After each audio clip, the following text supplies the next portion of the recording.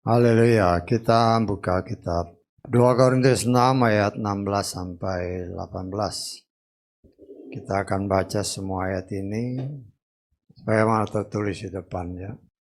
Saya akan baca 2 Korintus 6 ayat 16 sampai 18 berdasarkan terjemahan Lukas.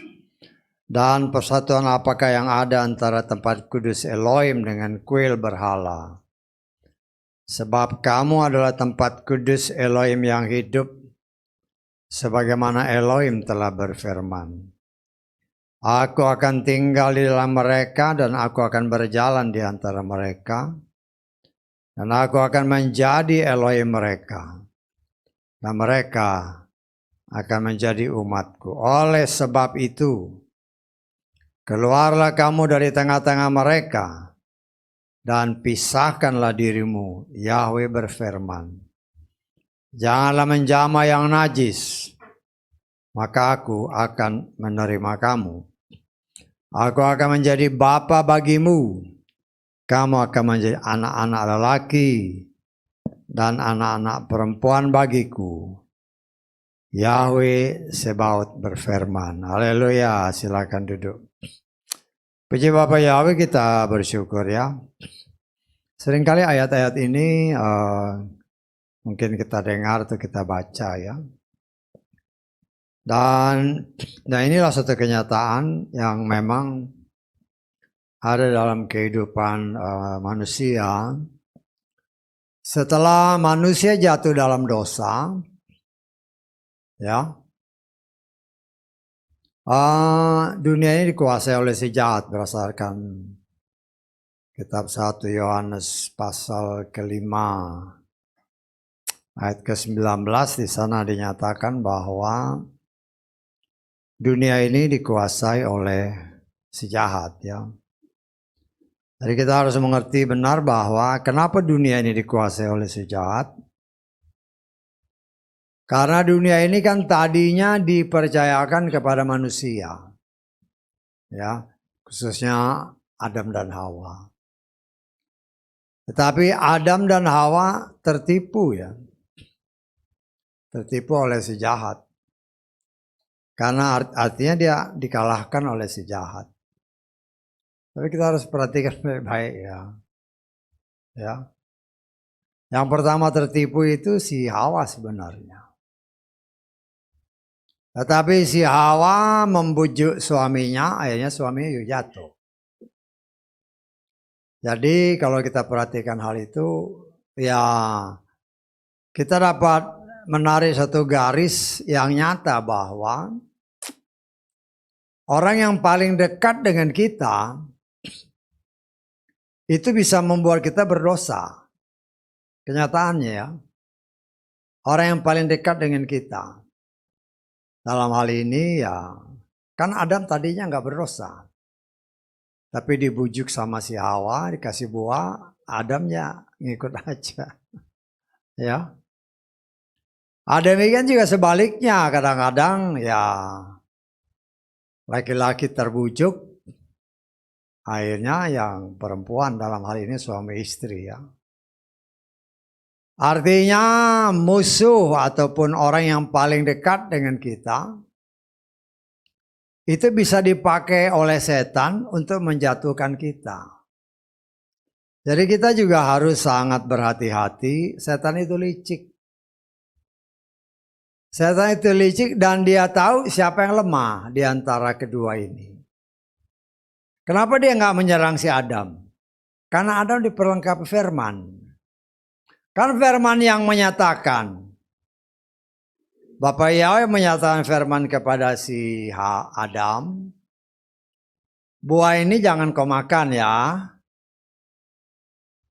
Itu kan firman jatuh kepada Adam.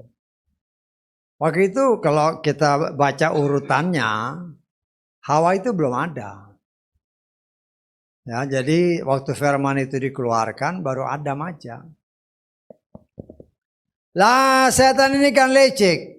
Dia tahu bahwa yang diperlengkapi itu si Adam. Seharusnya Adam ini juga meneruskan firman ini perintah Tuhan ini kepada Hawa tanpa tambah kurang. Tetapi dari apa yang dikatakan oleh si Hawa, entahkah si Hawa ini salah tangkap, entahkah si Adam ngajarnya salah. Sehingga ketika dia merespon si setan, si Hawa ini, ya, dia firmannya bertambah dan berkurang. Nah, banyak hal-hal seperti itu kan kelihatannya sepele. Tuhan bilang jangan tambah, jangan kurang. Karena ketika kita menambah ataupun mengurangi firman, nggak ada kekuatan di sana. Artinya apa yang tertulis itu banyak rahasianya. Di mana kita harus coba menggali dan mengerti. Karena itulah senjata kita untuk menghadapi si setan. Ya. Tuhan itu tidak akan langsung memukul si setan. Tetapi ketika setan mencoba untuk mengganggu kita, kan firman-Nya bilang, lawan setan itu. Iya kan? Tuhan bilang lawan setan itu, usir dia. Ya.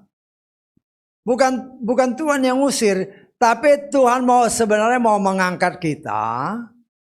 Ya. Untuk kita bertindak yang kerja itu Tuhan. Ketika Bapak Yahweh perintahkan kepada Moshe, angkat tanganmu, belah laut itu, bukan Tuhan yang belah. Tapi perintah itu Tuhan berikan kepada Moshe. Ketika Moshe bertindak sesuai firman, nah Tuhan yang kerja. Saya tangkap, seringkali kan di dalam kitab Yeskiel. Hai anak manusia, bernubuatlah. Baru Tuhan kerja. Saya tangkap. Bernubuatlah tulang-tulang itu. Biar jadi semua. Kembali seperti semua. Bukan Tuhan gak bisa. Tuhan sebenarnya mau mengangkat derajat manusia.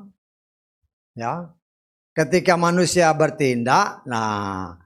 Yang kerja itu Tuhan. Ketika kita melawan setan. Kita gak punya apa-apa. Kita gak punya kekuatan. Apalagi kita gak lihat dia kan. Tetapi ketika kita bilang setan keluar dalam nama Yeshua Masih. Nama yang berkuasa itu yang mengusir. Ya, kita pun gak lihat kalau dia lari. Kecuali kalau Tuhan celikan matanya. Kan kadang-kadang Tuhan celikan mata. Oh benar-benar setannya lari. Tapi kalau enggak ya kita imani aja dia udah lari. Nah, artinya di sini kita melihat ya. Kita coba belajar. Ya. Tuhan janji ya, sesuai dengan apa yang tadi kita baca, dia itu mau tinggal di dalam kita. Itu kan janji Tuhan. Ya kan, dalam ayat ke-16 tadi, aku akan tinggal di dalam mereka, aku akan berjalan di antara mereka, aku akan menjadi Elohim mereka dan mereka akan menjadi umatku. Itu janji Tuhan, tetapi ada syaratnya. Syaratnya apa? Ya ayat ke-17. Keluarlah kamu dari antara kamu. Ya. Bukan Tuhan tidak mau mengambil kita keluar. Tindakan itu harus dari kita. Ya. Karena dunia ini dikuasai oleh si jahat, dikuasai oleh kegelapan. Ya. Tuhan hanya ya dengan kan iman itu datang dari pendengaran. Di tengah dunia yang gelap ini kita mendengar firman. Ketika kita dengar firman ya kita bertindak. Keluar dari cengkeraman kegelapan. Ya, bukan Tuhan tidak sanggup. Tetapi Tuhan itulah bentuk kasih Tuhan. Tuhan tidak mau memaksa. Ya. Ayo keluar, ya kita bertindak. Ya, keluarlah engkau dari kegelapan. Jangan tinggal dalam kegelapan. Selama engkau tinggal dalam kegelapan, enggak bisa berubah. Bisa tangkap. Nah, firman Tuhan kan seringkali ya. Kita seringkali didengar ini kan dari 1 Petrus ini kan. Pasal 2 ayat ke-9. Namun kamulah bangsa yang terpilih. Imamat yang rajani, bangsa yang kudus, umat dalam pemeliharaan, supaya kamu memberitakan Dia yang telah memanggil kamu dari kegelapan ke dalam terang yang menakjubkan. Dia memanggil kita dari tengah dunia yang dikuasai oleh si jahat. Dia panggil. Dia cara bagaimana? Ya firman Tuhan itu yang kita dengar. Karena itu dikatakan dengan jelas dalam Roma pasal berapa? 10 ayat 17 kan. Iman datang dari pendengaran akan firman. Ketika kita dengar, kita bertindak. Ya. Kita mau keluar, setelah kita keluar, lah baru Tuhan yang bekerja. Ya. Tetapi banyak orang kan lebih senang tinggal dalam kegelapan. Walaupun dipanggil. Kenapa lebih senang tinggal di dalam kegelapan? Karena ya kita lihat Yohanes pasal 3 ayat ke 19-20. Inilah hukuman itu bahwa terang sudah datang ke dalam dunia. Perhatikan. Tetapi manusia lebih mencintai kegelapan daripada terang itu. Karena perbuatan-perbuatan mereka adalah jahat. Sebab setiap orang yang melakukan apa yang jahat, dia membenci terang dan tidak datang kepada terang itu, sehingga perbuatan-perbuatannya tidak tertempelak. Ini firman. Walaupun firman diberitakan agar manusia itu keluar dari kuasa kegelapan, tapi mereka lebih senang tinggal dalam gelap. Kenapa? Kalau dia dipindahkan ke tempat terang, kelihatan jeleknya. Loh, itulah kita. Ya, karena itu yang seringkali ya dari ayat-ayat ini kan banyak hal yang kita bisa pelajari. Karena itu dikatakan di dalam firman Tuhan. Ya. Kalau mau mengajar orang, dia harus dikeluarkan dahulu dari gelap. Kan baptislah baru diajar, bukan dibalik ya. Kan kebanyakan terbalik, diajar dulu baru dibaptis, itu salah, nggak sesuai firman. Ya kita lihat lagi ya. Karena kan banyak pengajaran-pengajaran itu. Saya mau dibaptis Pak, yo harus belajar dulu, lo salah. Bagaimana orang masih dalam kegelapan kau mau ngajarin, nggak bisa. Dan itu tidak sesuai dengan firman. Ya, kita lihat. Matius pasal ke-28 ini.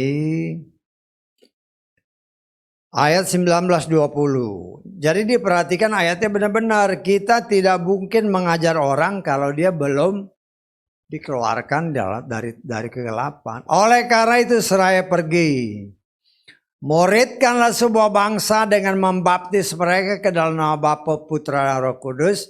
Apa dengan mengajar mereka melakukan segala sesuatu apa saja yang sudah aku perintahkan kepadamu. Jadi itu urutannya, dibaptis dulu, dibersihkan dulu, dikeluarkan dulu dari kegelapan, baru diajar. Jangan diajar dulu baru dibaptis, gak bisa. Bisa ditangkap, kan banyak pengajaran-pengajaran seperti itu. Saya mau dibaptis Pak, ayo belajar dulu 3 bulan. Lah bagaimana, masih dalam kegelapan, mau diajar gak bisa. Karena itu kita harus mengerti bagaimana cara kerja Tuhan. Ketika Tuhan sudah memanggil orang yang ada di dalam kegelapan kepada terang, baru kelihatan. Umpamanya ini ruangan gelap kan? Umpamanya. Ya. Wah mungkin kita sudah berdandan luar biasa elok. Biasanya perempuan berdandan kan ya. Tapi begitu dinyalain lampu, ada laki-laki yang pakai lipstick, ketawa kan kita. Tapi karena di dalam gelap nggak ketahuan. Tapi setelah dalam terang, oh kamu laki-laki nggak pantas pakai lipstick. Tapi orang kan ya karena karakternya kan bisa aja karakternya yang feminim, ya lebih senang pakai lipstick. Maka sebaliknya yang perempuan ya kayak tomboy.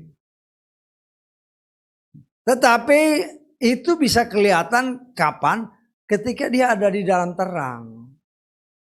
Tetapi waktu dia masih ada dalam kegelapan gak kelihatan. Tidak ketahuan. Sehingga yang apa yang dikatakan dalam kitab Yohanes tadi, Yohanes pasal 3, mereka lebih senang ada di dalam kegelapan. Kenapa? Supaya kejahatannya, kondisi yang sebenarnya itu tidak terlihat oleh dunia. Tetapi Tuhan tidak mau seperti itu. Karena sesuai dengan firman yang tadi kita baca dalam ayat 16, Dia mau menjadi Tuhan kita. Dia mau kita tinggal, Dia tinggal di dalam kita. Dia mau menjadi Tuhan kita, Dia mau menjadi Bapa kita. Tapi syaratnya satu. Keluar kau dari kegelapan. Artinya keluar kau dari kuasa kegelapan. Setelah kita keluar dari kuasa kegelapan, lah disitulah Tuhan bersihkan. Ya, kalau bagaimana kita membersihkan sesuatu kalau kita dalam kondisi yang gelap? Nggak bisa. Nggak terlihat apa yang jelek. Ya. Tetapi ketika kita sudah keluar dari kegelapan, yang bersihin itu gampang. Oh, ininya nggak benar dari atas rambutnya. Kamu perempuan laki, perempuan. Tapi rambutnya kayak laki. Lu kan ngomong yang jelas-jelas aja. Jadi jangan banyak orang tanpa sadar Tuhan itu menciptakan perempuan dan laki itu tidak sama. Tetapi zaman ini menunjukkan banyak orang yang laki-laki mau jadi perempuan, yang perempuan mau jadi laki. Kenapa bisa begitu? Karena setan memang mau merusak apa yang Tuhan ciptakan. Tuhan tidak mengenal adanya banci. Bahkan jelas-jelas dalam 1 Korintus pasal ke-6, yang namanya banci jangan harap masuk surga. Ya, jadi karena apa? Karena banci itu kelainan jiwa. Ini saudara, ya, memang kita harus tegas-tegasan aja. Ya, kewajiban saya ngomong apa adanya. Artinya kasih tahu. Karena orang yang namanya banci atau apa yang perempuan mau jadi ya, lesbi, itu kelainan jiwa. Kita lihat ya. 1 Korintus 6 ayat 9. 10 lah ya. Atau tidak tahukah kamu bahwa orang-orang, perhatikan, yang tidak benar, mereka tidak akan mewarisi kerajaan Elohim. Janganlah kamu disesatkan, bukan orang cabul, penyembah berhala, pasina, bukan yang banci, homoseks dan seterusnya. Loh, ini firman. Ya, ini orang-orang ini bisa seperti ini apa? Karena dia ada di dalam kuasa kegelapan. Ketika dunia ini dikuasai oleh kegelapan, setan bekerja dalam kuasa kegelapan, manusia tidak sadar kalau dia dirubah. Karakter sejatinya menjadi karakter seperti setan. Karena itu dikatakan jelas, orang-orang ini tidak akan mewarisi kerajaan sorga. Firman Tuhan itu terang-terangan, kalau engkau mempunyai karakter seperti ini, tempatmu bukan di sorga. Engkau sudah berusaha merubah apa yang Tuhan ciptakan dengan sempurna menjadi seperti apa yang dikehendaki oleh setan. Dan sorga bukan tempat bagi orang-orang seperti itu. Ya, dahulu kita ada di sana. Ya, dahulu kita mempunyai karakter dalam kuasa kegelapan. Tetapi kita nggak menyadari. Kenapa? Karena dalam kegelapan kita nggak tahu siapa diri kita. Kan nggak mungkin saudara berkaca di ruang yang gelap, nggak mungkin. Kenapa? Ya nggak kelihatan. Ya. Tetapi setelah kita dipindah dari kuasa kegelapan, kita dipindah dari kegelapan kepada terangnya Tuhan, baru kita berkaca. Oh, baru tahu, oh aku ini perempuan. Tadinya nggak tahu, karena dalam kegelapan kan. Oh aku ini laki-laki. Lah sebagai perempuan dan sebagai laki-laki, inilah karakternya. Sesuai dengan aturan Tuhan. Tetapi kenyataan membuktikan. Ketika petunjuk-petunjuk ini diberikan sesuai firman, banyak orang yang tetap memberontak terhadap firman. Walaupun sudah menamakan diri, katakanlah anak-anak Tuhan. Setelah kita jadi anak Tuhan, artinya setelah kita di dalam terang, itu semua karakter yang gak benar, itu terlihat jelas. Kenapa terlihat jelas? Supaya yang tidak benar ini dibersihkan. Kalau kita mau. Kalau ada kerjasama antara kita dengan firman. Saya tangkap. Firman itu punya kuasa untuk merubah kita. Tetapi firman itu tidak akan bekerja kepada kita kalau kita tidak mau kerjasama dengan firman. Artinya proses pemulihan itu akan dilakukan firman apabila kita mau. Kalau kita nggak mau nggak bisa. Itulah bentuk kasih Tuhan. Ya, Dia bersihkan kita sedemikian rupa dengan firman-Nya. Ya, seringkali kita dengarkan firman Tuhan itu lebih tajam daripada pedang bermata dua. Dan karena kita mau dibersihkan, yang namanya ditusuk sama pedang, ya memang sakit bagi daging. Ya, sakit bagi daging. Dan proses itu atau perbaikan yang Tuhan kerjakan, setelah bagaimana? Setelah manusia kita yang lama itu dengan tindakan iman, kita mau dikuburkan melalui baptisan. Artinya kita dengan rela hati menguburkan karakter lama kita. Kita sudah mati terhadap dunia. Ya. Loh, kalau namanya orang sudah mati, ditusuk sama pedang, dia nggak nangis. Saya tanggal. Ya. Tetapi kenyataan membuktikan banyak orang walaupun sudah katanya lahir baru, ketika diproses oleh firman, ditusuk sama firman, marah. Berarti engkau waktu dibaptis itu tidak sungguh-sungguh dibaptis. Karena kan banyak juga orang dibaptis itu karena ikut-ikutan. Ikut-ikutan, ya mungkin karena situasi kondisi, iyalah baptislah. Karena tidak keluar dari hati.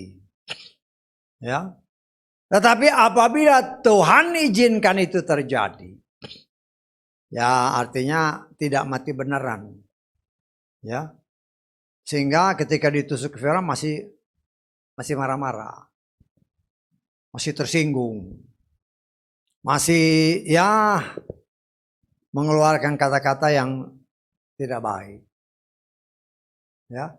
Tetapi itulah bagian dari proses yang memang Tuhan kerjakan melalui firman-Nya.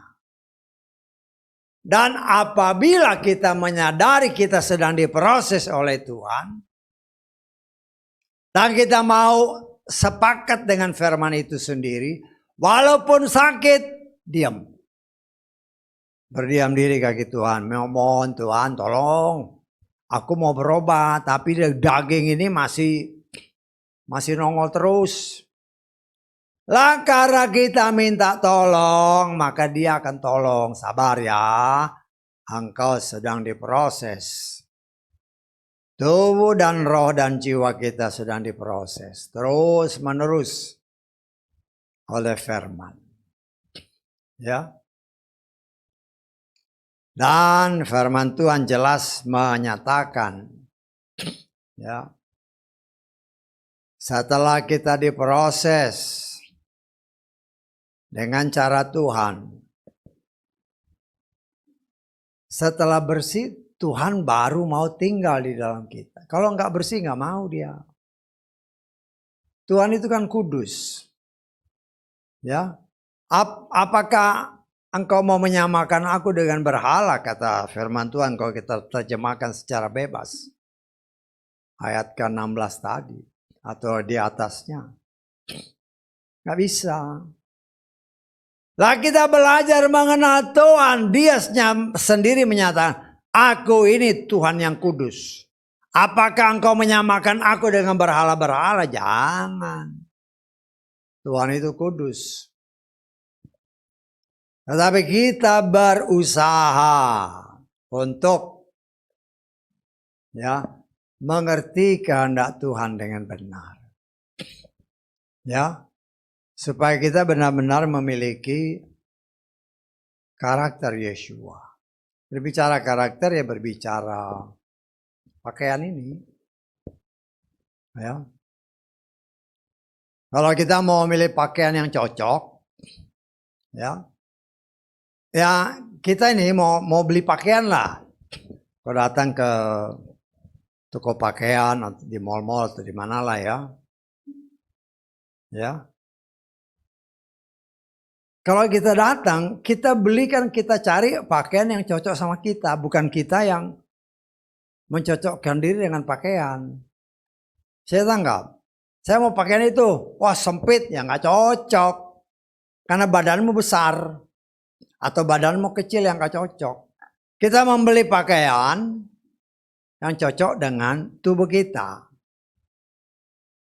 Tubuh kita ini adalah milik Yeshua. Ya. Lah kita harus memiliki karakter Yeshua. Saya tahu nggak maksudnya? Jangan terbalik. Banyak orang mau ya percaya Yeshua, tetapi karakter Yeshua engkau nggak mau, ya nggak bisa, ya. Karena ya kalau saudara pakai baju, itulah melambangkan karakter, ya. Itulah sebabnya ketika Elia diangkat oleh Tuhan, jubahnya ketinggalan atau jubahnya ditanggalkan Tuhan. Jubah yang dipakai Elia itu kan belah Sungai Yordan. Tapi dalam pandangan Tuhan itu tidak layak dibawa ke sorga, jadi harus ditanggalkan. Ya, karena berbicara jubah itu berbicara karakternya Elia, walaupun bisa belah Sungai Yordan. Ketika engkau mau diangkat, itu harus ditanggalkan. Harus diganti dengan pakaian sorga. Harus diganti dengan karakter sorga. Harus diganti dengan karakter Yeshua Masiah. Baru bisa diangkat. Nah, saat ini kita sedang diproses oleh Tuhan. Agar kita memiliki karakter itu. Karena itu seringkali atau mungkin hampir setiap kita berdoa memulai ibadah. Nah, seringkali kan saya doakan. Agar kita memiliki jiwa Yeshua Masiah. Berbicara jiwa, pikiran, perasaan, kehendak. Ya, karena kenapa harus memiliki itu? Karena kita akan memerintah bersama Dia. Memerintah itu kan dengan jiwa, dengan pikiran, dengan perasaan kan. Bukan lagi dengan pikiran perasaan kita, tetapi pikiran perasaan Yeshua. Dan itu hanya bisa terjadi dengan firman. Sehingga cara berpikir kita bukan lagi cara kita, tetapi cara Yeshua. Karena itu ada tertulis, milikilah pikiran Yeshua. Dan itu bukan sesuatu yang mustahil. Apa yang tertulis adalah sesuatu kebenaran yang bisa saudara dan saya miliki sesuai firman Tuhan. Kita baca 1 Korintus pasal kedua, ayat terakhir, ayat 16. Sebab siapakah yang mengetahui pikiran Yahweh? Siapakah yang akan memberi dia petunjuk? Perhatikan, tetapi kami memiliki apa? Pikiran Hamasia, memiliki jiwa Hamasia. Ini yang ngomong Paulus. Paulus dahulu namanya Saulus. Saulus artinya orang yang berani, orang yang berhasil. Ya, pokoknya hebat-hebat. Tetapi setelah dia bertemu dengan Yeshua Hamasia. Ya, jadi dulu kan dia namanya Saulus kan. Saulus, Saulus, kenapa engkau menganiaya aku? Ya, setelah dia bertobat, bertemu dengan Yeshua Mashiach, bahkan diutus untuk menjadi salah satu rasul yang khususnya untuk bagi orang-orang non-Yahudi. Dia dengan sadar mengganti namanya dengan Paulus yang kecil, yang seolah-olah nggak dipandang. Karena itu dia sendiri mengatakan, aku rasul yang paling hina. Ya, kenapa bisa begitu? Karena dia sudah memiliki ini pikiran Hamasia. Ya, dia menganggap dia itu nggak ada apa-apanya. Walaupun saya percaya dia itu kalau secara IQ, saya menafsirkan itu IQ-nya termasuk orang yang IQ-nya tinggi. Ya bukan asal sembarang ngomong. Kan kita sudah belajar, Petrus saja ngomong, kalau engkau baca suratnya Paulus, hati-hati. Kalau orang yang kurang terpelajar, bisa jadi binasa. Kan situ kita sudah belajar itu kan. Masih ingat gak ayat-ayatnya? Jadi apa yang dikatakan Petrus itu bukan sesuatu yang asal ngomong. Karena memang banyak dalam kenyataan. Ya, orang yang kurang terpelajar memutarbalikannya membuat dia binasa. Kita lihat lagi ya. 2 Petrus pasal ke berapa ini? 3. Ayat ke-16. Sebagaimana pada semua surat yang di dalamnya berbicara mengenai hal-hal itu. Perhatikan. Yang diantaranya ada beberapa hal yang sulit dipahami. Seperti juga kitab-kitab yang lainnya. Perhatikan. Mereka yang kurang terpelajar. Ini yang ngomong Petrus loh. Petrus itu nelayan. Mereka yang kurang terpelajar, kurang kokoh memutarbalikannya ke arah kebinasaan mereka. Jadi rasul yang termasuk dikasihi Tuhan yaitu Petrus. Dia memberikan pendapat kalau kau baca suratnya Paulus, hati-hati. Kalau kurang, ya kalau kasarnya engkau kurang pendidikan, bisa salah nangkepnya. Saya tanggap. Karena itu kan ya banyak orang di luar sana. Kamu ini pengikut Yeshua atau pengikut si Paulus? Loh, Paulus sendiri mengatakan, aku mengikuti teladan Yeshua. Aku ini rasul yang Yeshua sendiri tunjuk khusus untuk orang-orang non-Yahudi. Jadi jangan bilang ikut Yeshua atau ikut si Paulus. Paulus sendiri mengatakan, aku menanam, Apolos menyiram, tapi yang menumbuhkan itu Yeshua. Kalau bukan dia, nggak jadi. Jadi jangan tertipu dengan omongan-omongan orang di luar sana, apalagi yang nggak satu iman. Hanya memancing di air keruh kalau bisa menggoyahkan iman. Orang-orang atau anak-anak Tuhan yang menamakan diri orang percaya. Karena itu seperti yang saya katakan dari awal. orang yang paling dekat dengan kita. Ya, kalau kita tidak hati-hati, bisa-bisa dipakai setan untuk menjatuhkan iman orang percaya. Ya, karena saya melihat banyak ya. Ada orang yang memang ya hubungan dekat, kadang-kadang suami istri. Ya, mungkin istrinya dominan, kalah suaminya. Akhirnya ya ikut aja kemana dibawa. Imannya ya ikut. Ya. Ya enggak semua orang seperti itu, tetapi sebagai peringatan. Jadi apa yang terjadi di Taman Eden itu dipelajari bukan hanya Adam dikasih buah mangga. Kenapa? Tuhan kasih ingat, orang yang paling dekat dengan kamu itu bisa menjadi alat setan untuk menjatuhkan imanmu kalau engkau tidak hati-hati.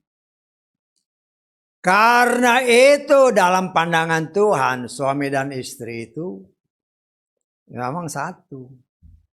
Jadi suami dan istri harus saling menguatkan dan berjalan dalam kebenaran firman. Jangan pincang. Kalau pincang artinya kau memberi kesempatan, memberi celah kepada setan untuk dijatuhkannya. Saya pernah saksikan kan, di mana ada orang-orang dari gereja, mereka menamakan diri gereja setan. Mereka berpuasa untuk apa? Untuk membuat perkawinan orang-orang Kristen berantakan. Loh itu mereka sendiri ngomong. Ya, kapan dia lo sampai sedetik ini ya karena memang setan punya rencana untuk menghancurkan mulai dari keluarga. Lo kalau suami istri berantakan otomatis kan anak semua hancur. Artinya pekerjaan setan berhasil. Karena itu keluarga demi keluarga ya. Dalam pandangan Tuhan suami dan istri engkau satu. Tapi ini kenyataan kan seringkali berbeda. Ya, ya karena itu kan ya, waktu ngelayan orang yang mau kawin saya layani, saya tanya langsung aja. Ini kamu benar nih mau kawin sama ini? Iya Pak. Ya, lo nanti 10-20 tahun lagi nih berubah lo. Udah nenek-nenek, kakek-kakek masih sayang. Masih Pak, ya udah jadi. Artinya sepakat kan. Lo artinya kita ngomong jeleknya aja. Ya, jeleknya artinya untuk sebagai peringatan.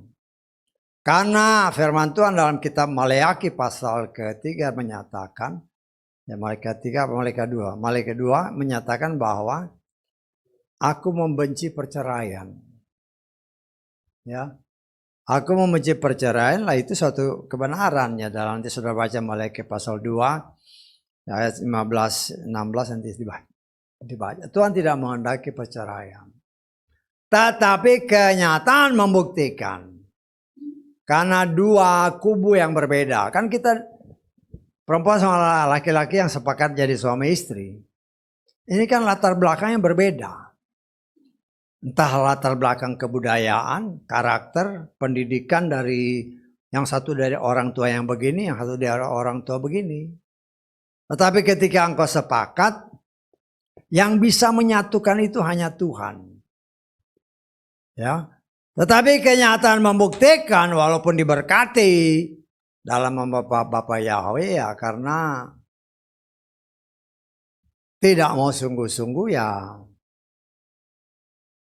kau memberi celah kepada si jahat untuk ada di antara engkau.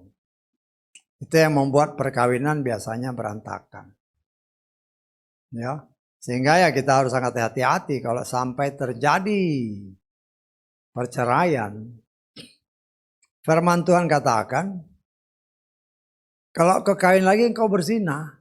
Itu kan firman. Ya.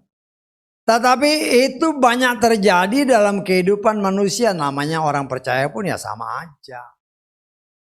Karena itu kita sebagai anak-anak Tuhan yang mengerti firman.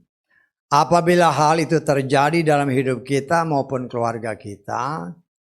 Ya, itu kan firman Tuhan hanya memberi petunjuk seperti itu. Kalau tahu terjadi dalam kehidupan mereka yang menamakan diri orang percaya, ya banyak merendahkan diri lah berdoa.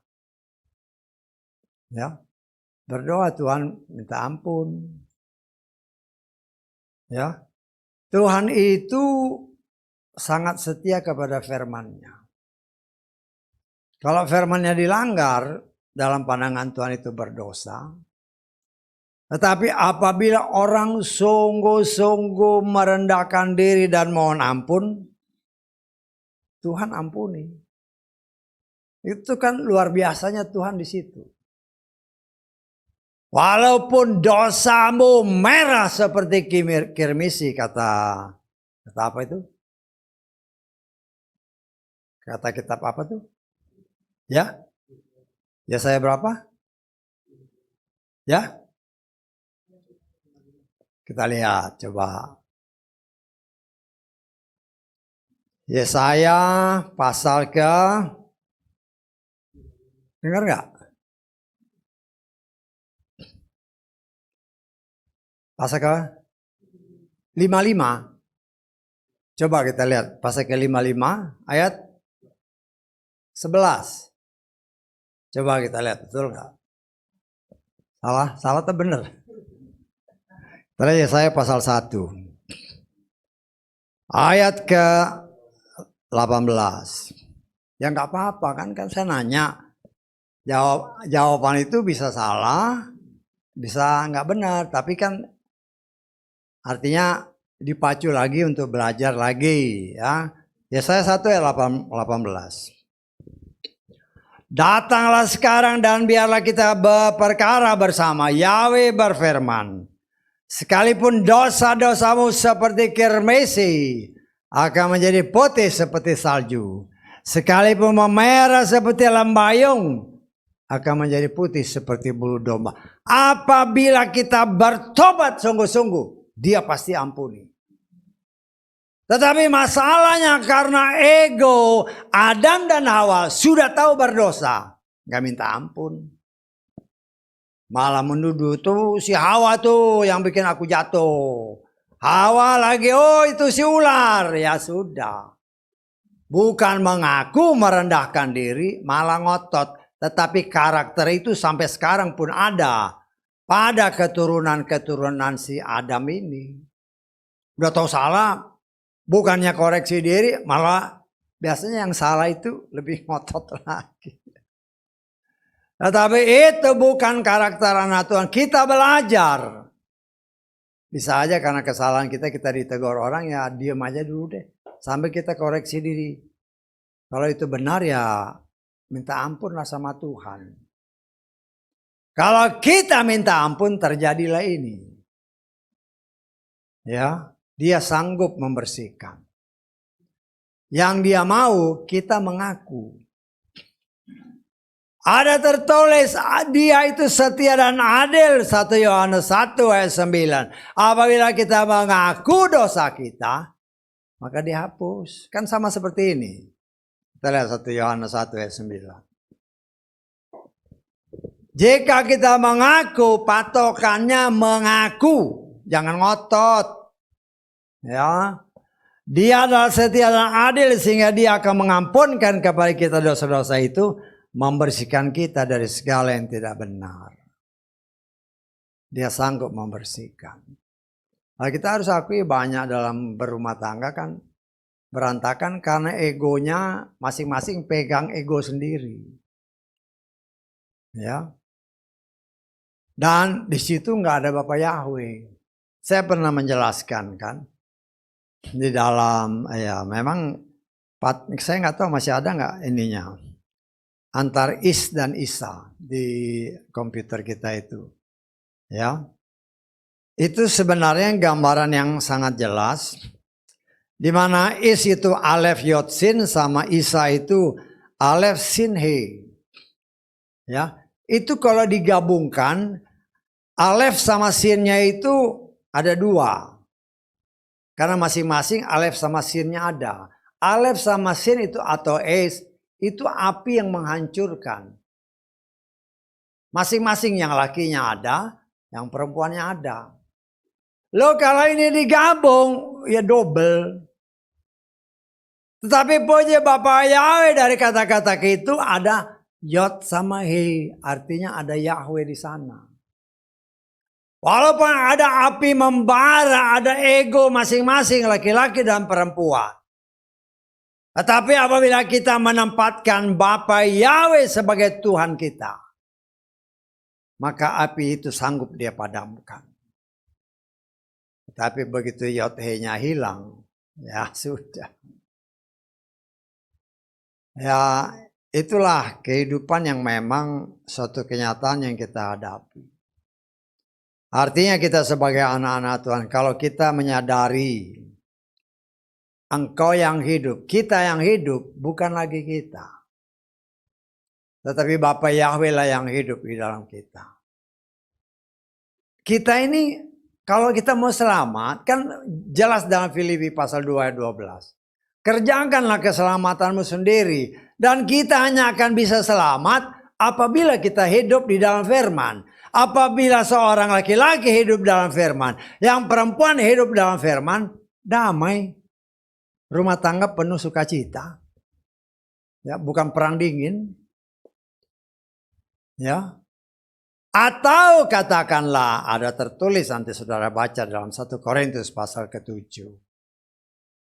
Ya mungkin gak seiman yang satu yang firman Tuhan kan jelas.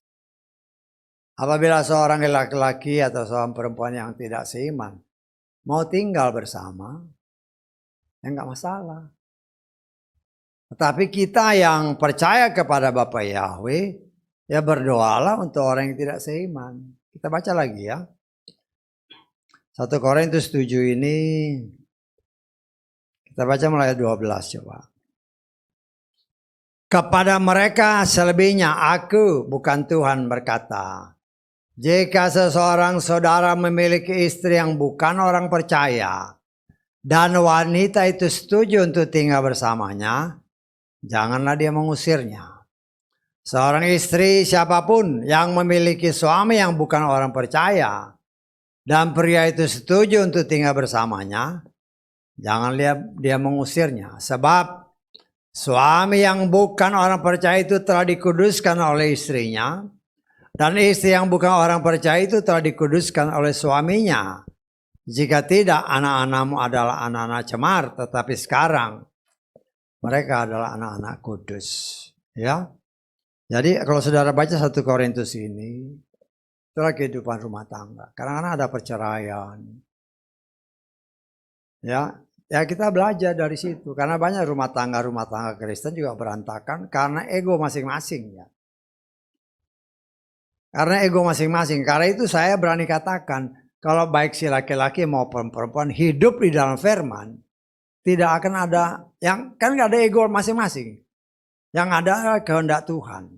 Saling mengalah, saling menghormati, saling mengasihi. Gak perang dingin.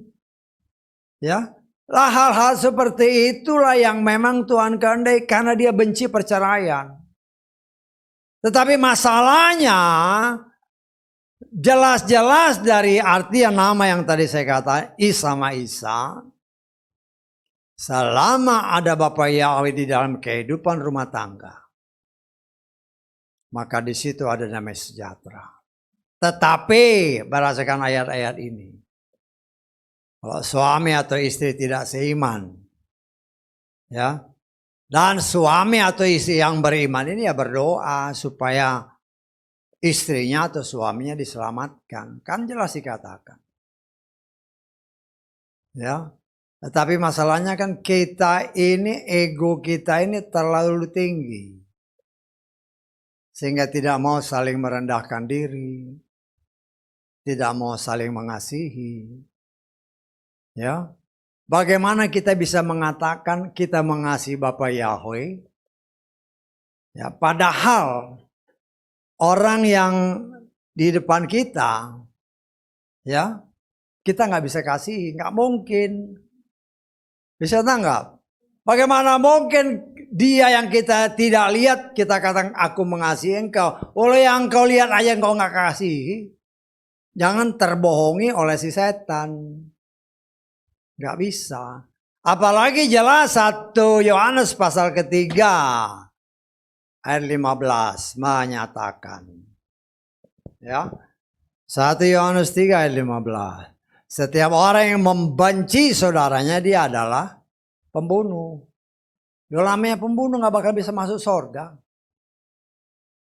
Ya. Kita boleh marah sama orang. Boleh, kalau dia salah kita marahin boleh. Tapi jangan membenci dia.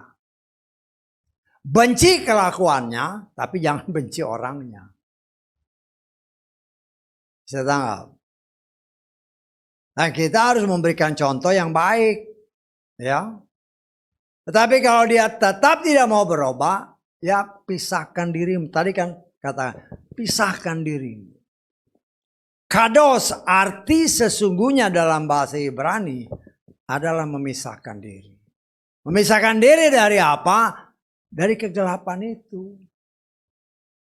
Tetapi orang yang tidak mau memisahkan diri dari pengaruh si jahat, jangan dideketin.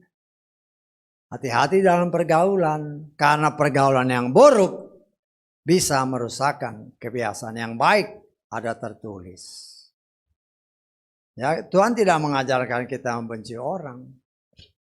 Tetapi kalau sudah tahu orang itu tidak benar, dan kita sudah menasihati atau mencoba menasihati, tapi dia tetap keras kepala, ya dihindari aja. Supaya kita jangan tercemar. Ya, kalau engkau enggak apa-apa saya mengasih, hati-hati.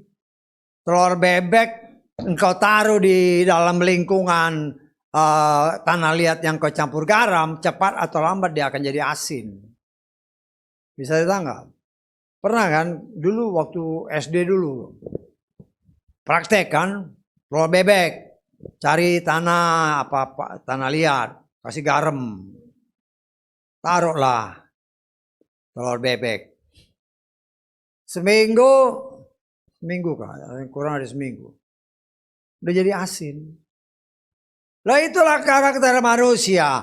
Apabila kita sudah tahu itu tidak benar, lo kita harus bertindak. Ya, menjauh dari pergaulan yang buruk. Kita tidak membenci orangnya, tetapi kita membenci karakternya. Kita berusaha menasihati, ya nggak mau, ya udah aja. Engkau jalanmu, aku jalanku. Ya. Karena itu kita belajar, Tuhan mau saudara dan saya menjadi tempat tinggalnya dia.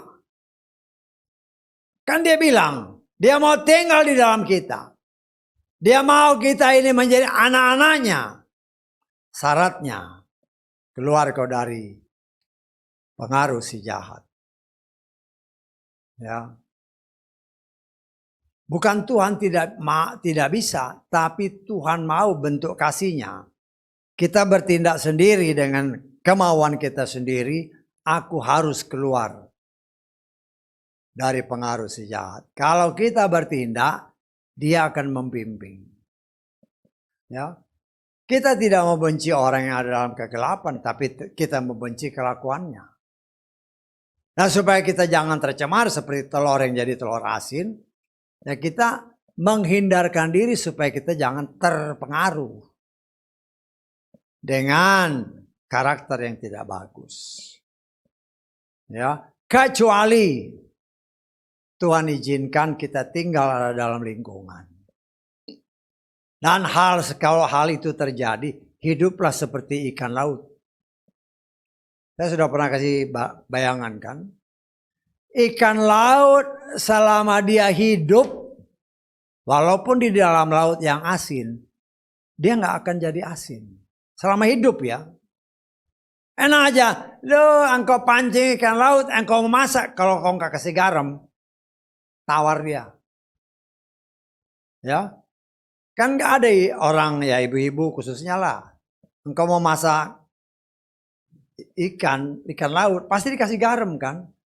Kenapa dikasih garam? Kan dia tinggal di laut.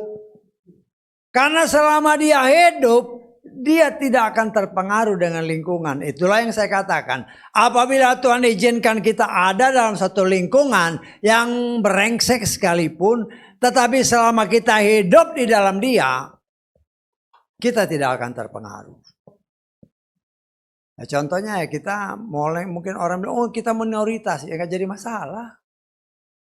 Penyembah Yahweh itu kecil, ada artinya. Itu penyembah apa yang mereka menamakan kita malah penyembahan berhala. Ya biarin aja. Karena kita percaya ya bahwa Yahweh itu memang Tuhannya orang Israel. Dan keselamatan itu datang dari sana. Walaupun kita dikucilkan. Tetapi karena kita hidup di dalam firman, kita tidak akan terpengaruh. Sama seperti ikan laut itu. Tetapi kalau engkau mati, ya sudah. Terpengaruh dengan lingkungan. Karena itu kita terus menerus dengan pertolongan Roh Kudus. Saudara dan saya sudah dipindahkan Tuhan. Kita sudah keluar dengan kesadaran penuh dari kuasa kegelapan.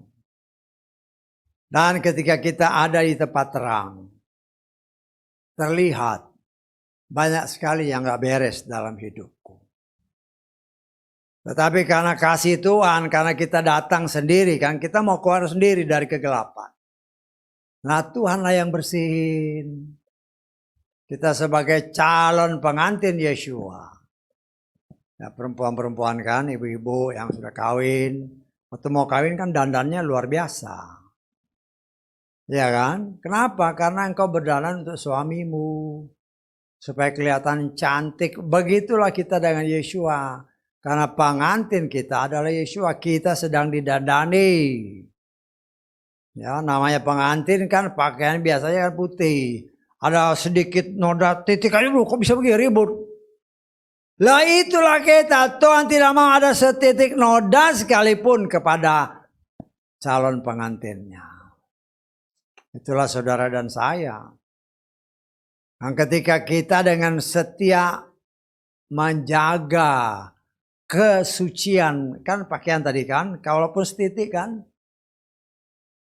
Ya ini kan kenyataan, dalam kenyataan hidup kenyataan nih, pengantin nih. Mungkin ada noda hitam sedikit, waduh bingung dia kan. Apalagi gak bisa dihapus, bingung dia. Walaupun setitik udah ribut, lah itulah Tuhan. Artinya kalau kita ada mau dipersiapkan sebagai pengantin Hamasia, dia tidak mau ada noda setitik sekalipun. Dia mau kita bersih sempurna. Bukan dengan kekuatan kita, tetapi dia yang membersihkan. Hanya ingat, ada kerjasama antara kita dengan firman. Jangan berontak ketika firman memproses. Ya, biarkan aja, walaupun memang kadang-kadang sakit. Sakit karena ya kita dari kehidupan yang lama, yang asing dengan apa yang Tuhan ajarkan. Tetapi karena kita mau dengan satu pengharapan, aku mau hidup bersama dengan dia selamanya, ya biarkanlah diri kita diproses. Sehingga kalau kita ikut, ya nggak berontak, kalau sakit ya berdoa ya Tuhan, berikanku kemampuan bertahan. Kan banyak orang yang nggak bisa tahan. Karena firman Tuhan katakan pemurnian itu bukan saja dengan pedang yang lebih tajam daripada pedang bermata dua. Tetapi ada tertulis kita dimurnikan dengan api. Ya kalau dimurnikan dengan api seperti emas dimurnikan dengan api. Panas buat daging. Tapi kan kita sudah mematikan daging kita. Karena itu ada tertulis matikanlah dagingmu. Sehingga ketika kita diproses dengan api, dengan pedang. Tidak pernah ada keluar kata keluhan, yang ada puji Bapa Yahweh. Puji Bapa Yahweh. Ketika kita bertindak seperti itu, percayalah. Ketika dia datang, didapati pengantinnya. Tubuh, roh, dan jiwanya tidak bercacat celah. Dan dia akan mengangkat kita. Itu tergantung dari kita masing-masing. Ya, karakter-karakter yang masih tidak benar. Jangan disembunyiin. Bahwanya Tuhan aku karakter malas itu kan karakter. Tuhan aku masih males nih. Ya berdoa supaya males itu dibuang. Tapi jangan hanya ngomong aja, nggak mau bertindak. Mohon terus bertindak. Ya, aku mau rajin. Bangun pagi jam 8. Loh, saya bangun pagi jam 3, jam 2 berdoa dulu. Lapor. Akhirnya itu menjadi suatu kebiasaan. Ya, kegiatan-kegiatan yang saya lakukan pagi jam 3, kadang-kadang jam 2, kadang-kadang jam 2, aduh kepagian tidur lagi. Ya, kadang-kadang kebablasan sampai jam 5 baru bangun. Lah itu kan kelemahan-kelemahan tubuh yang memang ya kita harus akui. Apa ketika kita bangun, apalagi di sini. Sabtu nih kan. Loh, Sabtu kan di bawah itu kan masih berantakan. Berantakan dalam arti piring-piring kan banyak. Nah, itu kan mesti dibersihin, karena masih basah, dilapin satu-satu. Ya, apalagi kalau perjamuan, waduh, lo saya kan harus berdoa. Saya menyiapkan waktu untuk berdoa paling sedikit 1,5 jam. Jadi saya ngatur waktu nih, bahwa jam 3 bangun, tak. Ya, saya pokoknya antara jam 4:30 sampai jam 5 doanya harus selesai. Kalau saya nggak selesai repot. Lo beresin apa namanya untuk perjamuan, untuk piring-piring yang dicuci, untuk nyapu ngepel di pekarangan depan itu. Tapi karena saya senang, ya nggak ada keluhan, senang aja, senang. Tapi kalau karakternya males ya sudah. Karena itu Tuhan bilang aku benci orang males. Nah, jangan sampai kita dibenci oleh Tuhan karena karakter kita yang males. Tapi kalau kerja, waduh, apalagi kalau pegawai baru kan, waduh, orang masih kantor masih tutup, udah di depan dia. Pegawai baru, nanti kalau udah pegawai lama, ya udah, kelihatan aslinya. Jam segini masih, nggak apa-apa lah, telat-telat dikit. Nah itu karakter yang tidak benar. Karakter yang tidak benar itu harus kita buang. Dan itu hanya akan terjadi apabila kita mau melakukan. Dan Tuhan akan menolong kita. Artinya itu harus dari kita dulu. Bukan dari Tuhan. Tuhan kan memberikan kepada kita bentuk kasihnya kebebasan. Ya terserah. Tapi ada tertulis, aku benci orang males ya. Itu kan tertulis. Di mana ayatnya? Ya cari. Ya. Dan saya percaya dengan kita membaca. Ingat ya. Firman Tuhan bilang berbahagialah. Atau terjemahan tergantung terjemahan. Dalam kitab Wahyu. Salah satu. Kita lihat ayat berapa tuh? Ayat ketiga. Berbahagialah siapa yang baca, siapa yang mendengarkan perkataan nubuat dan memelihara yang tertulis dalam sebuah waktu yang sudah dekat. Karena itu dalam terjemahan Inggrisnya coba kita lihat ya. Dari terjemahan Inggrisnya blessed. Karena itu ketika saya tuh mengatakan berbahagialah atau diberkatilah, karena ketika terjemahan bahasa Indonesia berbahagialah, karena ketika sampai kepada bahasa Inggris dikatakan blessed, jadi ya diberkati. Jadi berbahagialah atau diberkatilah. Itu firman ya. Artinya kalau saudara baca, kita mendengarnya, kita mempraktekannya, ini terjadi. Mau bahagia, ya ikutilah ini. Mau diberkati, ikutilah ini. Tuhan setia kepada firman-Nya. Karena itu kita belajar mengertilah kehendak Tuhan. Ya. Kita kan mau ibadah ini ada tujuan. Tujuannya apa? Karena melalui ibadah ini kita diproses, dipersiapkan sebagai calon pengantin. Apabila kita didapati tidak cacat celah, dia akan menjemput pengantinnya. Tetapi kalau dalam proses ini engkau gagal, ada upahnya. Apa upahnya? Ya, namanya gagal, upahnya apalah. Kita berdoa, kita berharap.